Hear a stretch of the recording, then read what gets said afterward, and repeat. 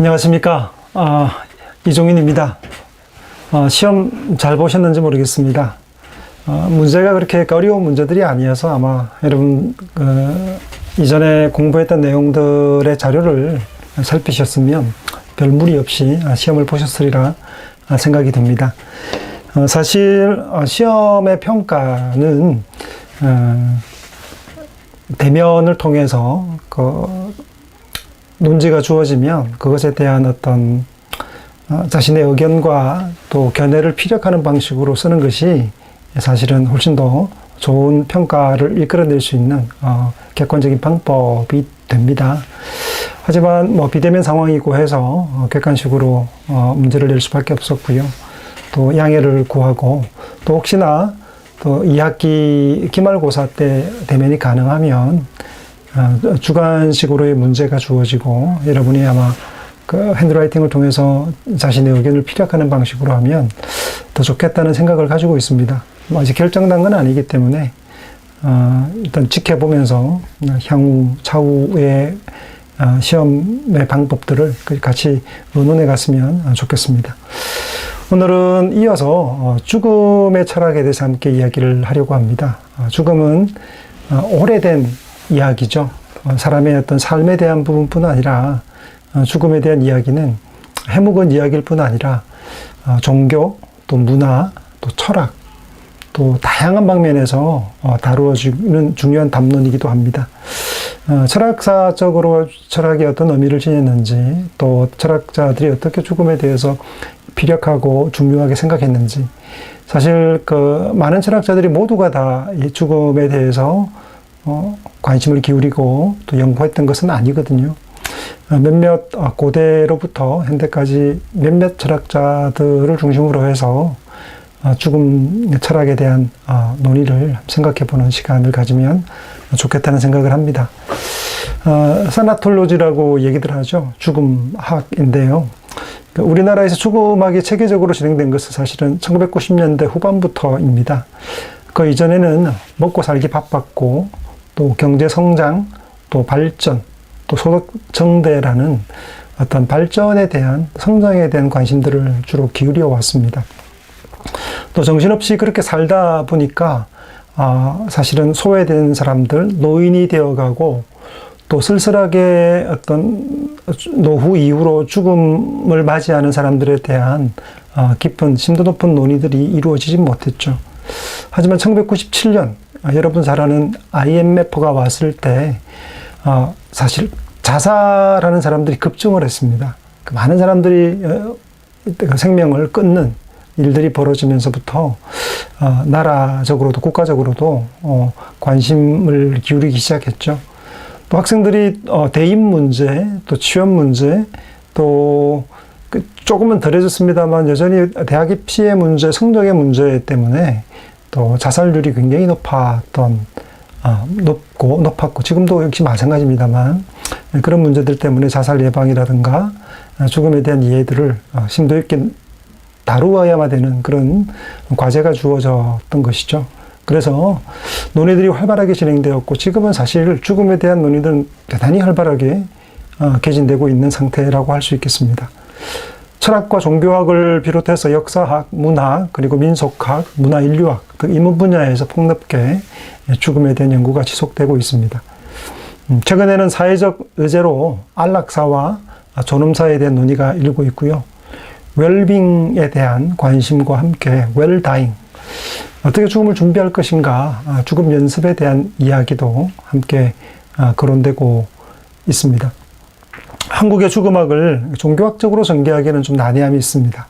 왜냐하면 한국은 그야말로 종교 전시장과 같기 때문인데요. 각양 종교들마다 죽음에 대한 이해가 서로 달라요.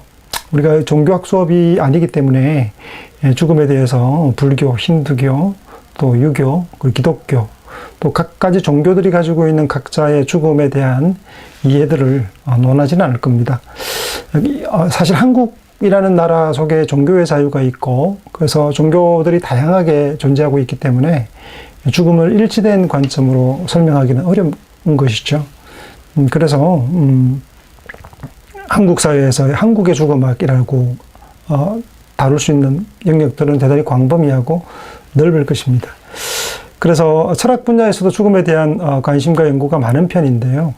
철학에 말하는 죽음에 대한 내용 가운데 일부만을 오늘 함께 살피면서 여러분이 관심을 기울일 수 있고 관심 있는 분들은 죽음에 대한 서적과 책들을 살피시고 연구하고 공부할 어떤 소개에 아는 방향 정도로 생각을 해서 나누려고 합니다. 오늘날 큰 문제들은 뭐냐면 이 죽음에 대한 축소의 문제가 있습니다. 죽음이 우리의 삶의 중요한 부분이고 또 사람들은 죽음을 향해 누구나 빠짐없이 피할 수 없는 방식으로 다가오는 죽음을 맞이해야만 하는데도 불구하고 사람들은 죽음을 저 멀리 떼어놓았어요. 옛날 어린 시절 혹은 또 최근 도시화되면서부터는 죽음은 장례식 문화 혹은 장례식장 정도에서의 또 병원에서 정도로 아픈 사람과 나이 든 분들에 대한 부분으로 분절되어져 버리고 삶에서 일상으로 받아들이고 또 만나보기가 쉽지 않아졌습니다. 혐오 시설이라고 장지나 또 무덤들을 따로 분리시키기 시작했죠. 그게 도시화되면서 더 강력하게 진행된 것이고요. 죽음을 완전히 밀어냈습니다. 사실 제가 어린 시절만 해도 시골에 자랐기 때문에 누군가 동네 이웃 어른이 돌아가시면 마을 전체의 문제가 되었습니다. 그래서 어린 시절부터도 사실은 태어나는 아이의 어떤 소식들뿐 아니고 동네에서 어떤 어르신이 돌아가셨다 그러면 그것이 동네의 문제고 전체의 문제였죠. 그래서 태어나는 출생과 그리고 죽음, 임종과 죽음에 대한 문제들이 귀로 들려왔고, 사람은 이렇게 태어나고 죽는구나 하는 어떤 그런 전체적인 맥락들을 이해하고 자랄 수 있는 어떤 그런 전통적인 어떤 농촌사회, 이런 것과는 달리 도시화되면서는 삶으로는 충실하고 충만한 어떤 가득한 바쁘고 분주하게 움직이는 도시 생활이 있지만 죽음은 저 멀리 우리와 상관없는 것처럼 떨어져 있는 모습으로 살아가고 있는 것이죠. 그래서 죽음의 축소 문제가 큰 문제가 아닌가 하는 생각을 하게 됩니다. 세 가지로 얘기할 수 있겠는데요. 오늘날 죽음은 삶과의 관계에서 축소지향적입니다. 죽음이 삶으로부터 분절되어 버렸죠. 한 사람이 태어나면 죽는 것 아니겠습니까? 죽음을 향해 가고 있는데 삶과 죽음에 불리는 부정, 배제, 격리, 망각 등으로 생명의 존엄은 인정하지만 죽음의 존엄을 폐기하는 방식으로 삶에 대한 충실한 것에 대한 관심을 대단히 많이 기울이지만 인생이 소멸되고 죽어가는 것에 대해서는 별 관심이 없는 죽음의 존엄성에 대한 이해가 경박해지는 방식으로 가는 것, 이것이 바로 죽음에 대한 이해의 축소에서 오는 부작용이다라는 생각을 하게 되죠. 둘째로는 죽음의 사실과 의미의 축소 지향입니다.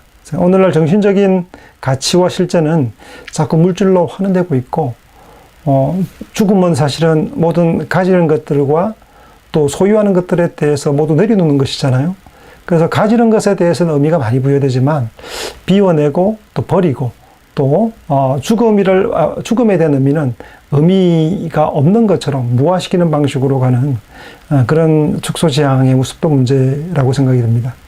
마지막으로는 죽음이 마치 임종 중심으로 축소되고 있는 거죠. 장례식장이나 혹은 이제 묘지나 아니면 추도일이나 특정한 날과 어떤 장소로 배제되어 가는 것이죠. 죽음이 삶 속에서 폭넓게 이해되고 그리고 실천되지 못하고 있는 거죠.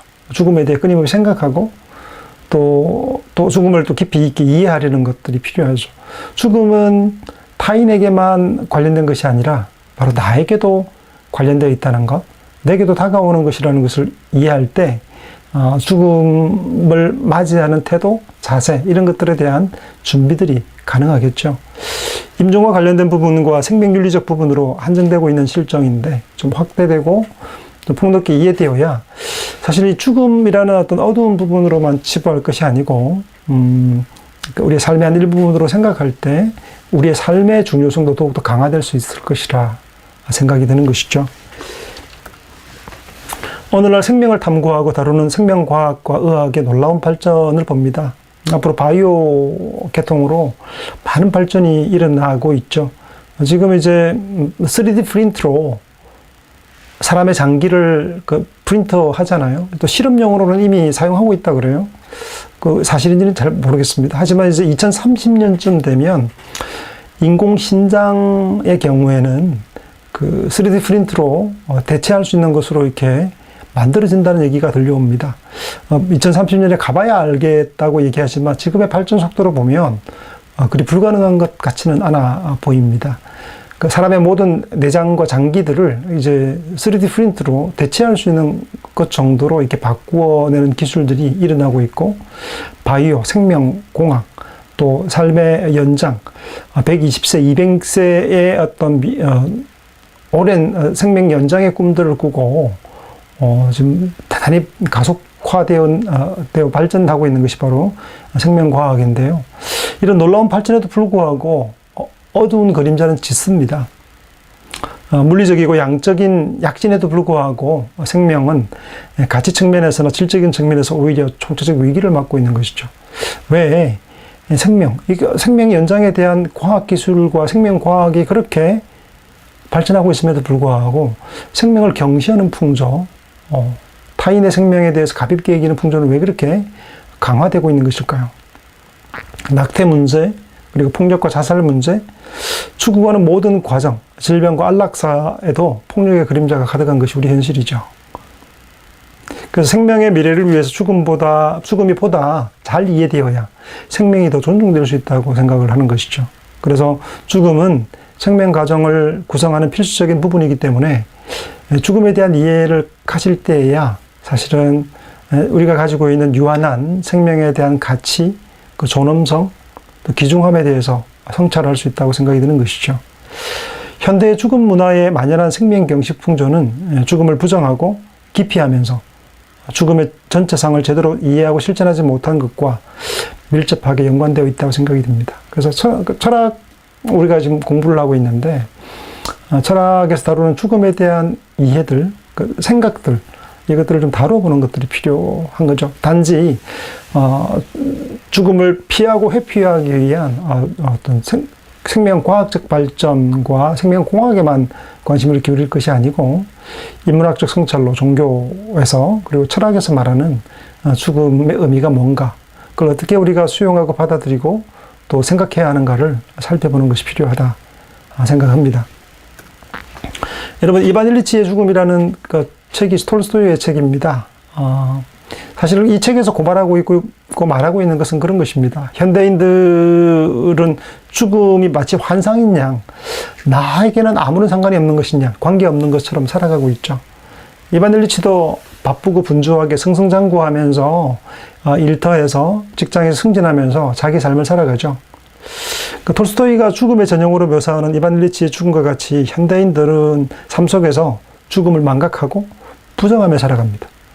타인들이 옆에 죽음의 소식이 들려오고 누가 죽었다는 얘기들을 듣지만 얼마 전에도 거물급 기업 거장이 죽었잖아요. 그 죽음의 보도 소식들을 나와 아무런 상관없는 것으로 생각을 합니다.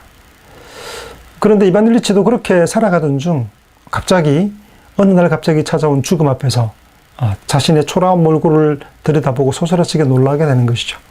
죽음이 타인의 문제가 아니고 나와 상관없는 문제가 아니고 그 자신에게 닥쳤을 때 일어나는 반응, 생각, 또 수많은 어떤 마음의 변화들을 이렇게 톨스토이가 그려내고 있는 것이죠.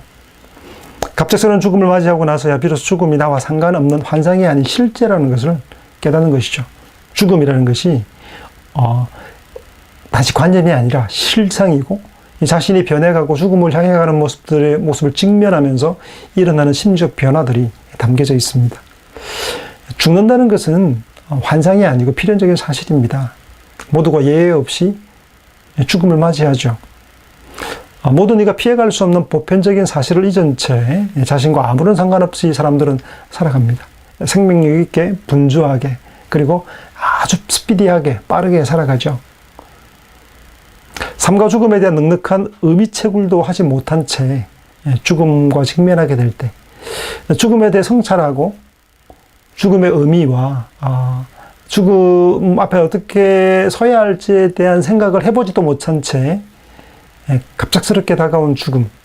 그것이 만약 죽음에 대한 성찰 없이 노인이 되었다 하더라도 죽음에 대해서 성찰 없이 그냥 있었다면 죽음이 갑작스럽게 다가왔을 때, 그런 선고가 있을 때 아마 소스라치게 놀라게 되겠죠. 혼비백산 당황하게 되겠죠. 그래서 어쩔 줄 몰라 하고 고독하고 쓸쓸한 죽음에 떨어지게 되는 모습. 이 내용들에 대한 이야기를 하고 있습니다. 고무적이게도 오늘날 죽음에 대한 관심을 가지고 연구하는 사람들이 늘어가고 있고, 산업이 고도화되고 정보혁명, 4차 혁명, 현실보다 과상과 비대면이 가속화되는 때에 더욱 긴요하게 느껴가고 있습니다. 지금 우리가 비대면 수업 하잖아요. 이번에 투표를 했는데 비대면이 압도적으로 많았죠. 우리가 서로 보지 못합니다. 여러분, 동료들, 지금 1학년 학생들의 경우에는 아마 한 번도 보지 못한 분들이 있을 겁니다. 친구가 누구인지 못 봤을 수도 있어요.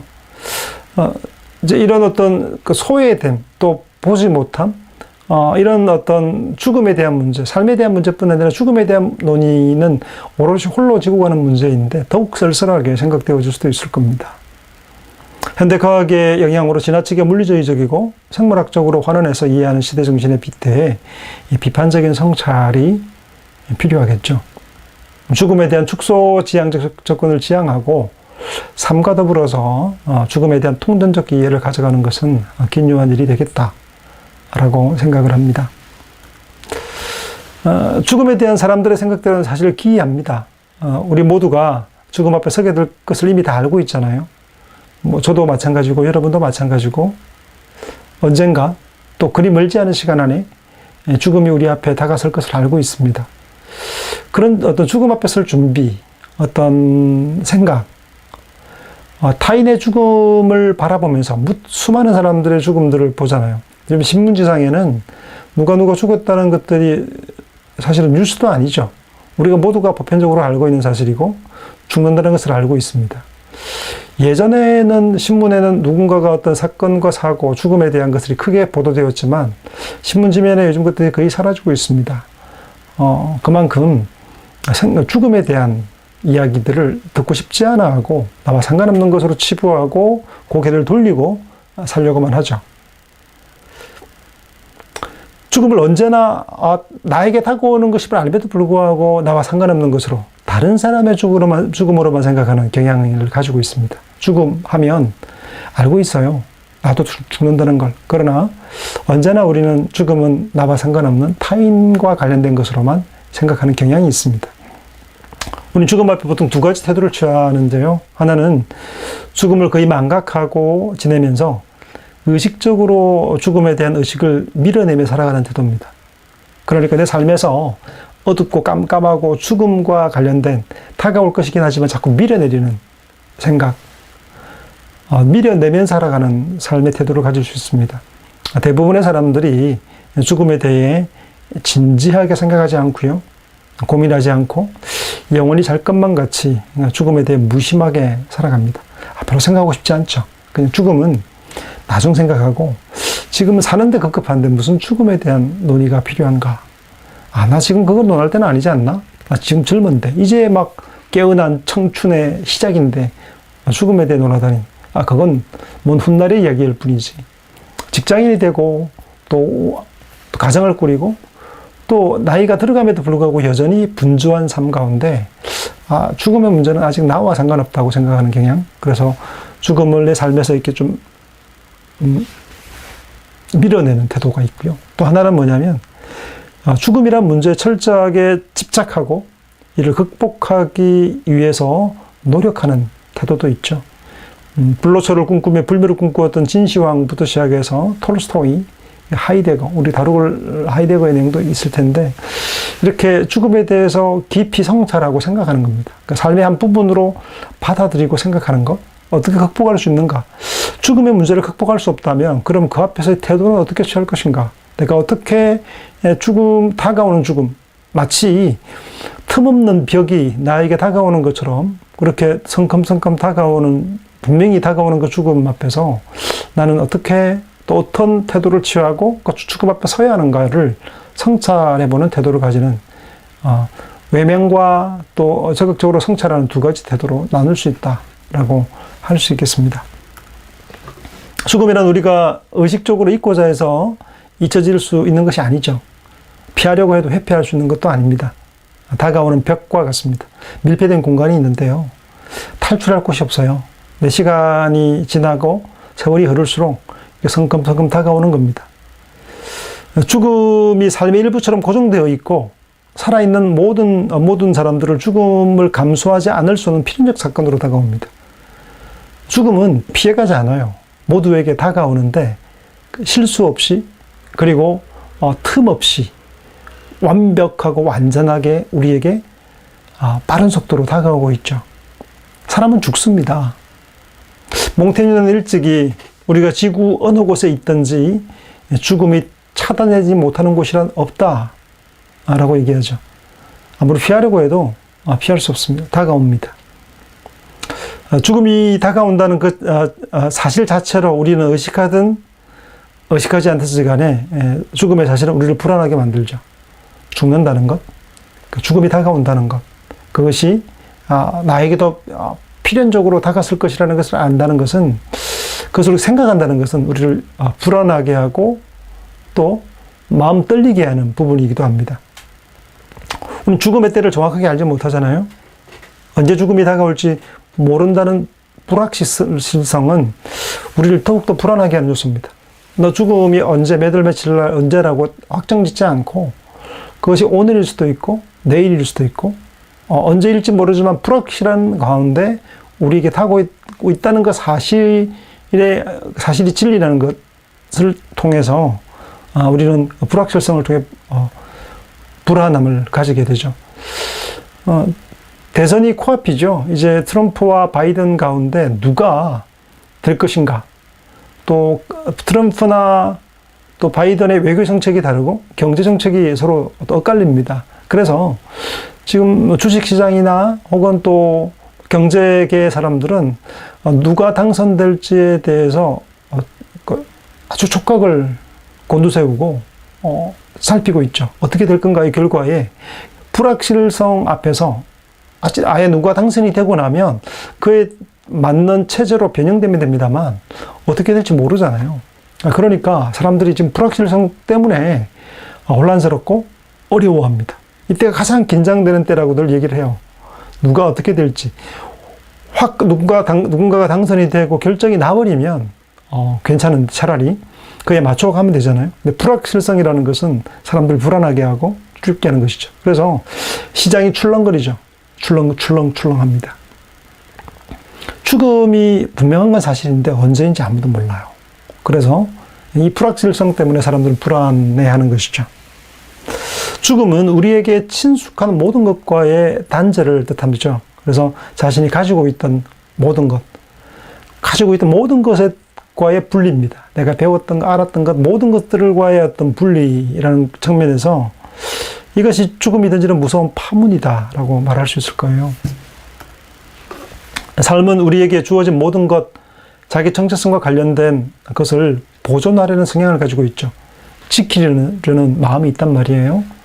그래서 이름이라든가 내 삶의 줄거리, 내 삶의 어떤 고유한 이야기들, 그리고 아내나 남편, 배우자, 가족, 아들과 딸, 부모, 또 집과 내 직장, 일, 내가 좋아하는 일, 그리고 친구, 돈, 그리고 내가 지금껏 갈고 닦았던 기술들, 이 모든 것들을 지키려는 마음이 있잖아요. 이 소중한 것들이지 않습니까?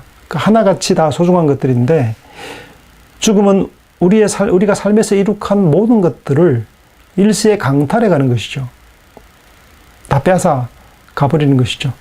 이건희 회장이 가졌던 그 막대한 이루었던 사업의 성과들, 그 승리들, 그 수많은 것들이 죽음을 통해서 그가 삼성 기업을 메고 가지 않지 않습니까?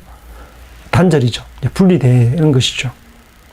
그렇다면 우리는 죽음을 극복할 수 있나요?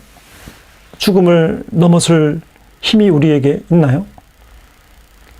만약 극복할 수 있다면 어떤 방식을 통해서 극복할 수 있을까요? 대부분의 종교들이 죽음이라는 현상을 넘어선 이후의 삶, 그러니까 영원한 생명이나 영원 회귀에 대한 것으로 믿는 것과는 달리 이 철학자들은 죽음의 극복 대안을 여러 가지로 대안들을 제시하고 있습니다. 근데 그것이 철학이라고 하는 것이 죽음 그 자체, 죽음이라는 그 실체를 넘어선다는 의미는 아닙니다. 죽음은 고정불변으로 다가오는 무엇입니다. 그래서 그것을 물리적으로 깨뜨리거나 죽음을 부술 수 있는 힘이 우리에게는 없습니다. 칸트와 같은 철학자는 죽음에 대한 물음은 이론적 지식의 문제가 아니고 실천적 지혜나 요청의 문제로 보았죠. 삶 이후의 삶에 대한 신앙은 도덕적 요구에서 비롯된 것으로 도덕적 행위에 대한 결과적 희망을 달성하게 하는 조건으로 이해되고 있는 겁니다. 그러니까 칸트 같은 경우에는 사람이 영생하는 것 있죠. 영혼 불멸을 요청하죠. 왜 요청하냐면 삶이 이 땅에서 도덕적으로 살아감을 통해서 도덕적 완성을 보지 못한다고 본 거죠. 더 많은 시간이 필요하고 영원히 영혼 불멸의 시간들이 요구될 때 칸트가 이성의 한계 안에서의 종교란 책에서 혹은 실천 이성 비판에서 이야기하고 있는 세 가지가 있습니다. 세 가지는 우리가 요청해야 될 것으로 이야기를 하는데요. 첫 번째가 신의 존재입니다. 우리가 판결자가 필요한 거잖아요.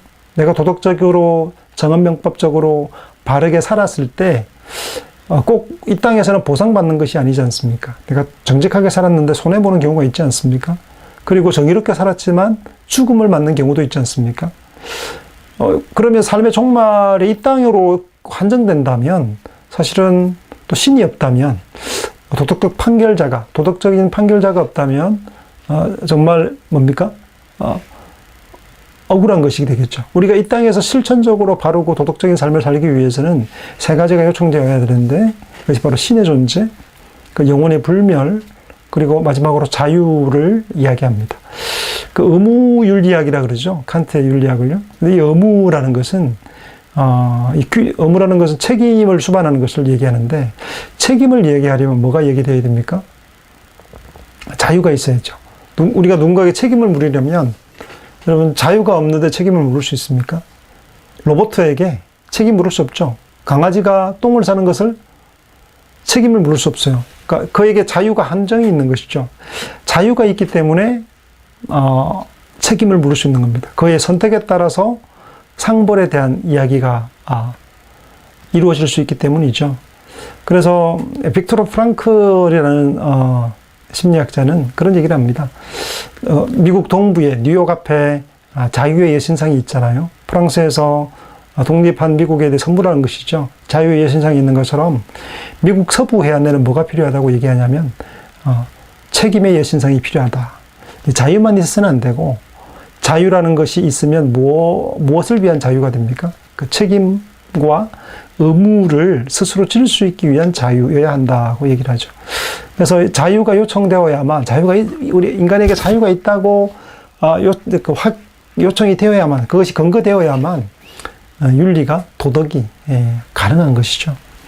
어쨌든 죽음에 대한 극복에 대한 이야기를, 영혼 불멸에 대한 얘기를 칸트는 그렇게 이야기합니다. 동양에서는 윤회 혹은 환생의 문제가 사실적 차원에서 이해되고 있죠. 심지어 3세기경 그리스 출신의 교부 철학자죠. 기독교 철학자 오리게네스는 현세 이전에 영혼이 선재했다고 이야기를 합니다. 사실 이런 주장은 기독교 교리와 맞지 않는 주장인데요. 오리게네스에 의하면 모든 영혼은 그 이전의 삶에서 겪었던 승리로 강화되거나 패배에 의해서 약화된 상태로 이 땅에 태어난다라고 얘기를 합니다. 영혼이 사실은 그 전생이 있었다는 얘기를 하고 있는 거죠.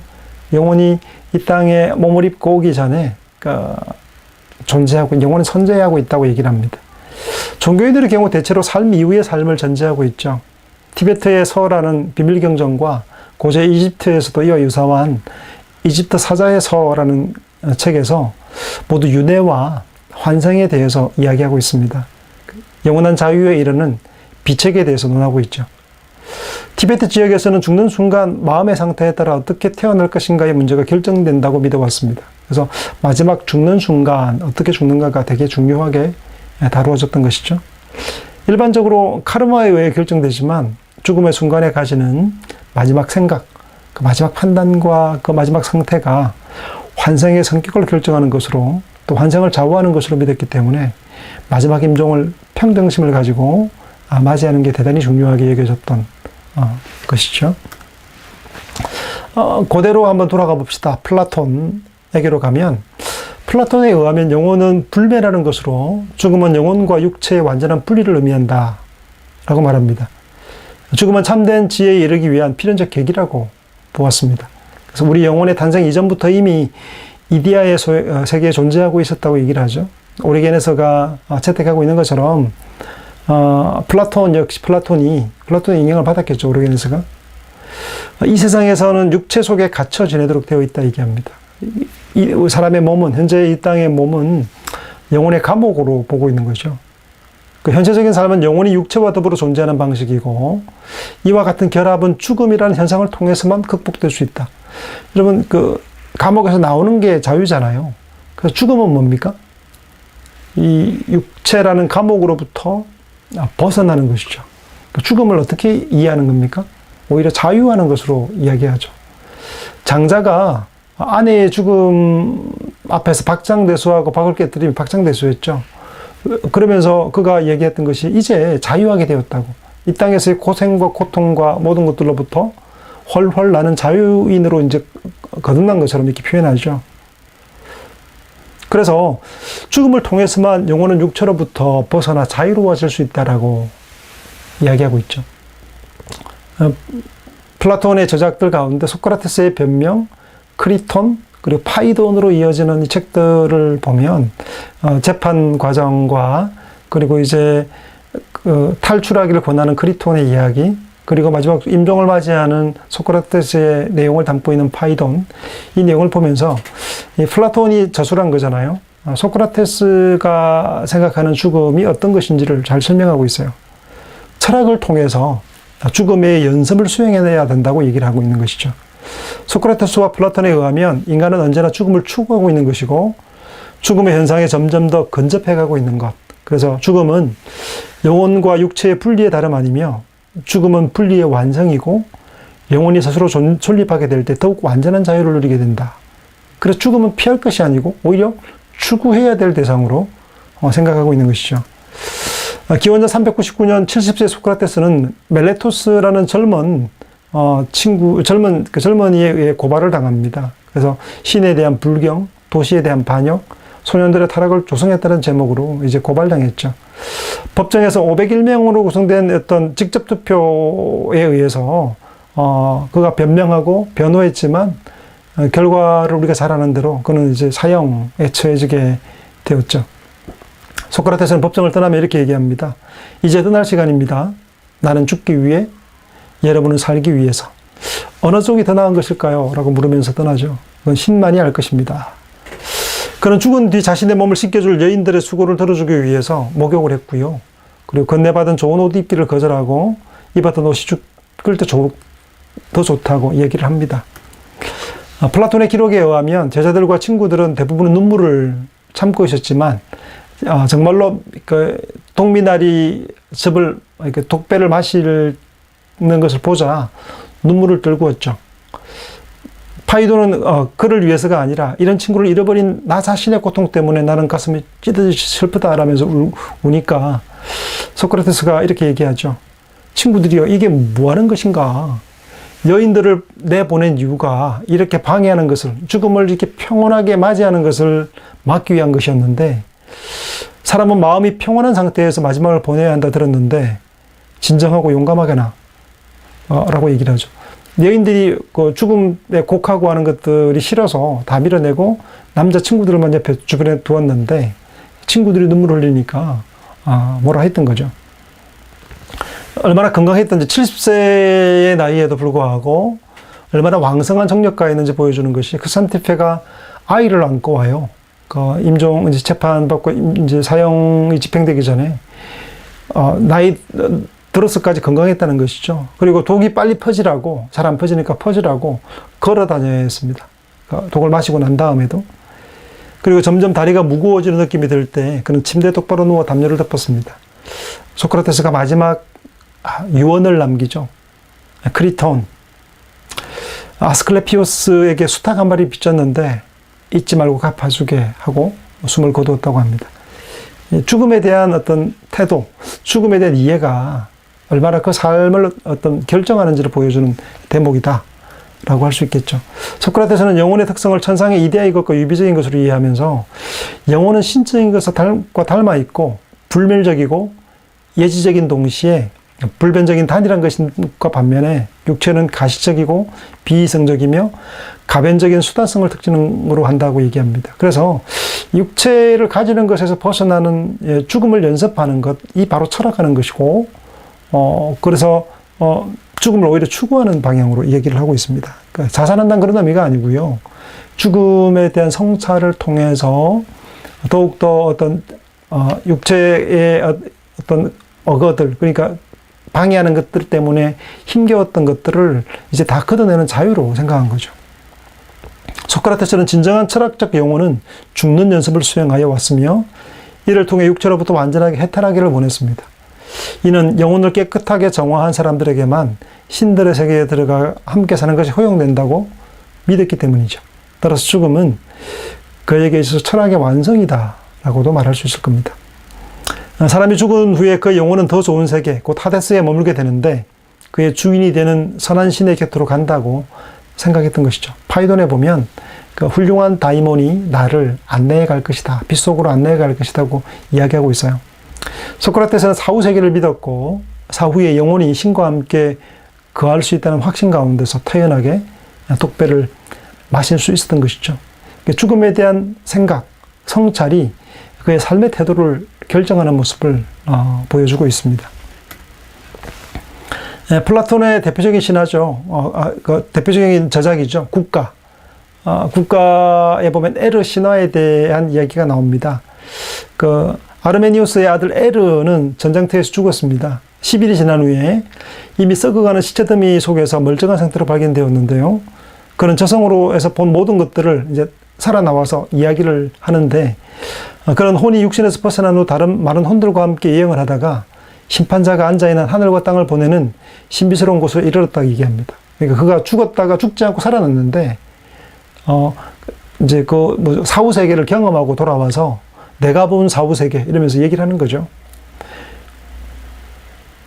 그에게 이 모든 사실을 보고 사람들에게 알리라는 지시가 떨어졌기 때문에 그런 많은 혼들과 함께 나무도 없고 땅에서 자라는 것이라는 것은 아무것도 없는 망각의 평야, 또 그곳을 가로질러 흐르는 망각의 강, 레테 강에서 냇물이 흘렀는데, 그릇으로 담을 수 없기 때문에 사람들이 이제 어느 정도까지 마시고 있는, 손으로 담고 입으로 마시고 있는데 분비롭게 과도하게 마시는 사람도 있었다고 얘기를 해요. 그래서 이 강물을 마시면 이전에 있던 삶의 모든 기억들을 잊어버린다고 이야기를 하고 있죠.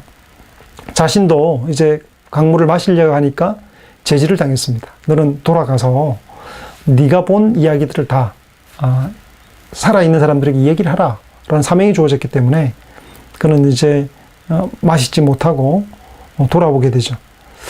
깨어난 후에 모든 것을 기억할 수 있었기 때문에 그가 이제 설명을 하는 거죠. 이것이 이제 에르 신화라고 플라톤의 국가에 담겨 있습니다. 그 에르 신화는 영혼 불멸과 신과의 화목한 삶을 선택할 것에 대한 어떤 조언을 하고 있는 거죠. 소크라테스와 플라톤이 사후세계, 이 땅과 구별되는 이데아의 세계, 또 다른 세계가 있다는 것을 믿었던 모습을 볼 수 있습니다. 현대로 오면 또 한 명의 철학자를 다뤄야 합니다. 하이데거인데요. 하이데거는 그의 주저 존재와 시간에서 인간을 죽음의 존재로 규정하고 있습니다. 인간은 모든 존재자들 가운데 유일하게 존재가 무엇인지를 내가 누군지를 묻는 존재라는 것이죠. 그런데 인간 존재들은 이 세계 속에 내던져져 있습니다. 그래서 사람들은 그저 아무 생각 없이 주어진 대로 살아가는 거죠. 하이데거는 이렇게 자기 자신의 존재에 대해 별 관심 없이 살아가고 있는 것에 대해서 그런 삶을 타락한 삶이라고 얘기합니다. 세상에 내던져져 있는 존재로 막 살아가는 것을 타락한 삶이라고 본 거죠. 이 본래적인 삶이 아니라 비본래적 삶이라고 말하고 있습니다. 하이데거에 의하면 우리가 자신의 고유한 본래성을 자각하게 되는 것은 이 죽음이라는 사실로부터 시작된다고 얘기를 해요. 우리는 도처에서 죽음을 보게 되지만 한 번도 죽음을 자신의 것으로 경험한 적이 없죠. 죽음의 소식들을 많이 듣잖아요. 많이 봅니다. 뉴스에서도 많이 봅니다. 하지만 죽음이 나의 경험되어진 적이 없습니다. 그래서 우리는 죽음이 나에게 무엇인지를 알지 못하지만 타인의 죽음을 통해서 죽음의 사실을 확인하게 되는 것이죠.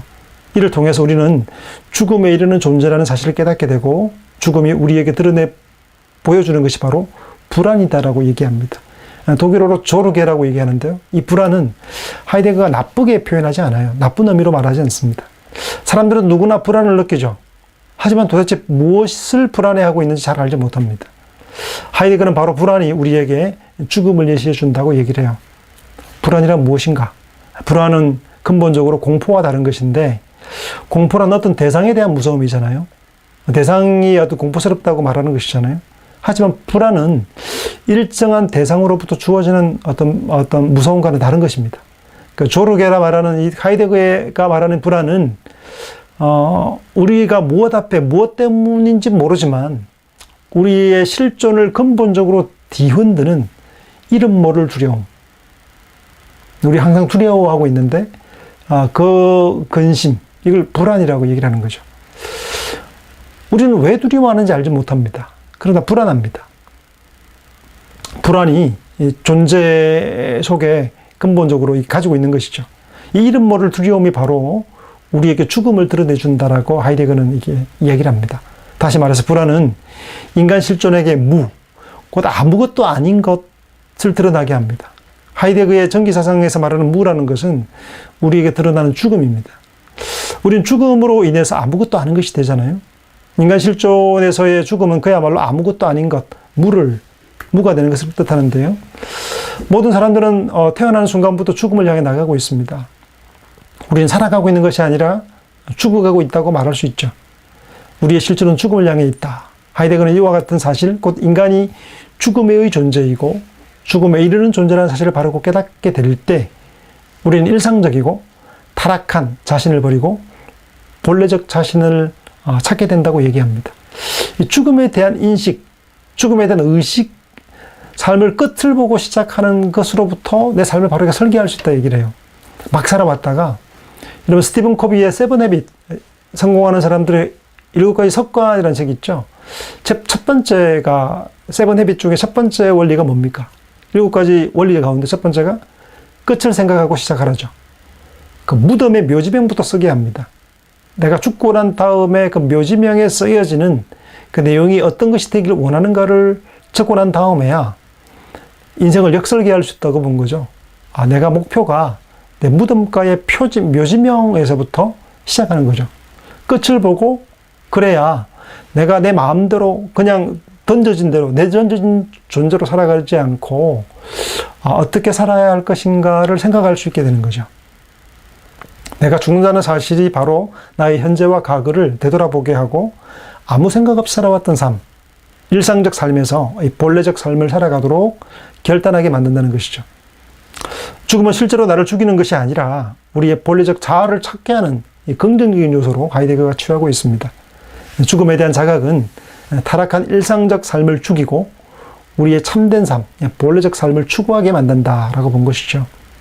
불안이란 우리가 아무것도 아닌 것이 되어가는 것으로 인한 것이기 때문에 참된 자기 존재를 찾는 사람들은 불안할 필요가 없다고 말합니다. 불안은 죽음이라는 사실을 통해서 참된 자기를 발견하게 하는 실존적 계기가 되기 때문입니다. 하이데거는 죽음의 특징을 5가지로 얘기를 합니다.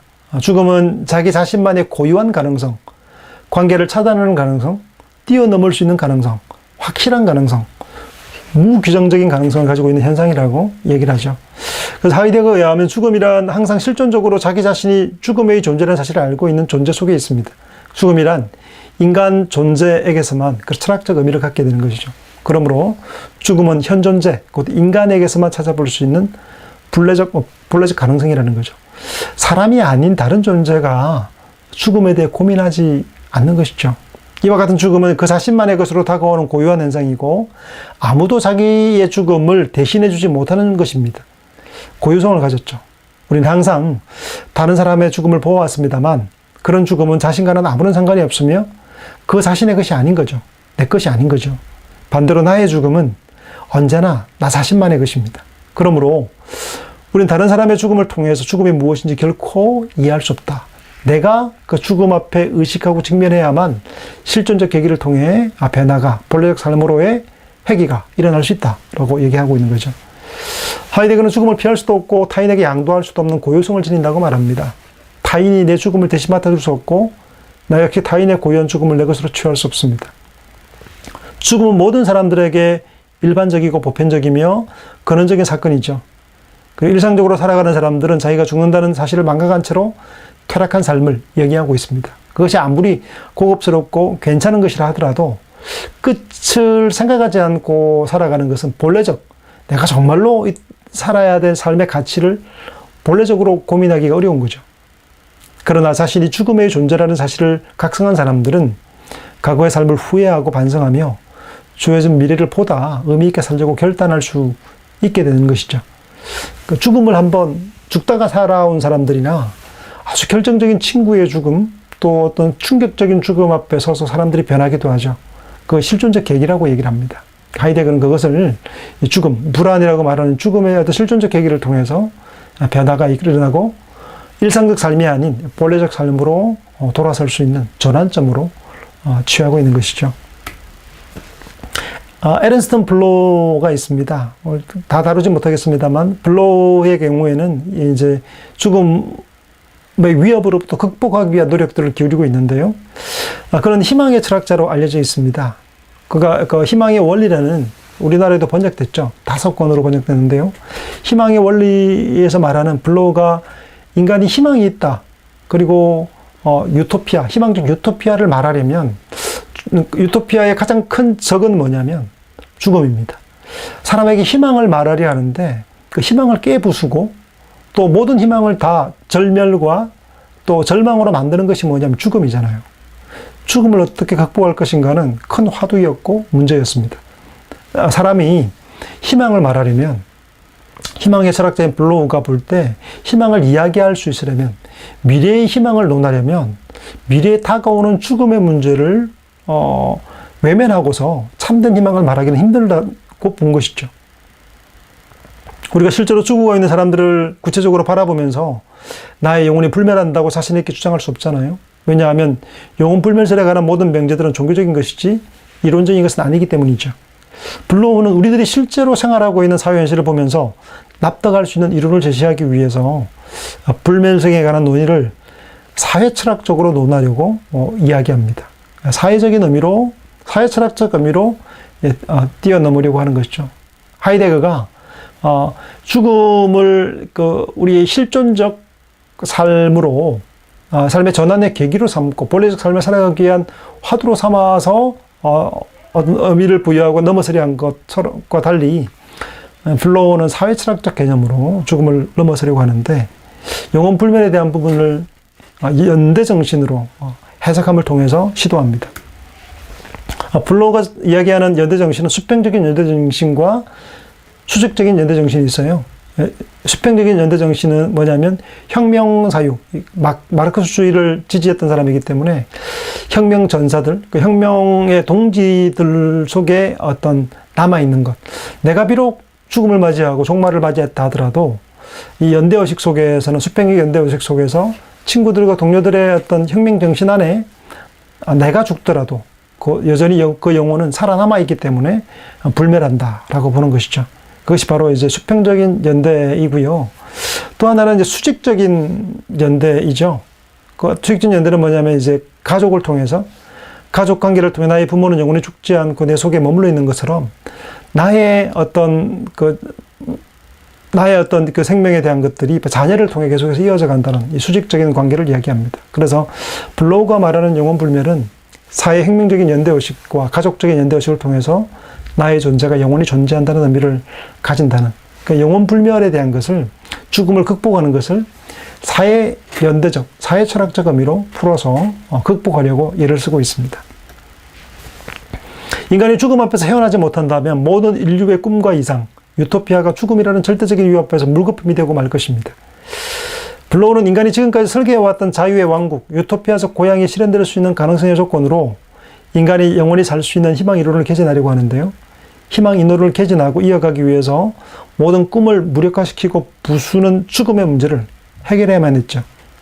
죽음을 극복하지 못하고서는 희망을 논하는 것은 본질적인 희망이 될 수 없기 때문입니다. 일시적이고 가면적 희망은 가능하지만 이 본래적이고 본질적 희망을 논하기에는 죽음은 너무 큰 절망이기 때문이죠. 블로우는 어디서 또 하나를 길어오냐면 에피쿠로스에게서 하나의 가능성의 명제를 길어올립니다. 그 에피쿠로스가 이렇게 표현하죠. 우리는 죽음과 아무런 관련이 없다. 왜냐하면 우리들이 살아있을 때는 죽음이 우리에게 기속할 수 없고 죽었을 때는 우리가 죽음을 의식할 수 없으니까 죽음을 두려워할 필요가 없다고 에피쿠로스가 이야기를 하죠. 이 명제를 에르스턴 블로우가 가져옵니다. 그래서 인간이 절대 죽음과 마주치지 않는다는 것을 통해서 희망을 이야기하려고 하죠. 그래서 블로우는 에피쿠로스의 명제를 이른바 실존 원핵이라는 말로 사용하게 되는데요. 실존 원핵이란 인간의 내면의 내밀한 곳에 위치하고 있는 것으로 육체적인 인간이 없어진다 하더라도 해체되지 않고 남아있는 것을 뜻합니다. 실존 원핵은 죽음과 아무런 관련을 맺지 않는 것. 그래서 영혼이 살아있기 때문에 실존 원핵이 죽음이 들었을 자리가 없다는 것이라는 거죠. 죽음이 파고들 자리가 없기 때문에 실존 원핵은 우리로 하여금 영혼이 살아있게 하는 것이다. 그렇게 에피쿠로스에게서 가져오는 무신론 또 그 죽음과 아무런 관련 없는 인간에 대한 이야기를 걸어서 설명하고 있습니다. 블로우는 영혼 불멸성 이론을 실존의 원핵이라는 마르크스주의적 희망 추천으로 전해시키고 죽음이라는 악마적 반유토피아를 극복할 수 있는 정신적 힘을 제공하고 있는 것입니다. 우리 다음 시간에는 오늘 죽음에 대해 논했는데요. 사실 죽음에 대한 얘기가 여러 사람들에게 있죠. 조금 전에 얘기한 것처럼 에르스턴 블로우의 경우에도 에피쿠로스에게서 길어오잖아요. 마찬가지로 춘추전국 시대나 동양에도 마찬가지겠습니다만 서구에서도 로마 전란 때에 일어났던 스토아 철학이라든가 다양한 사람들의 죽음에 대한 논의들이 있어요.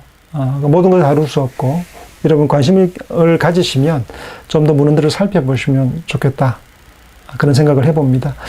오늘 여기까지 공부하시는데 수고하셨고요. 우리 다음 시간에 행복 철학에 대해서 행복으로 토파내는 철학사를 한번 간략하게 살펴보도록 하겠습니다. 좀 수고하셨습니다.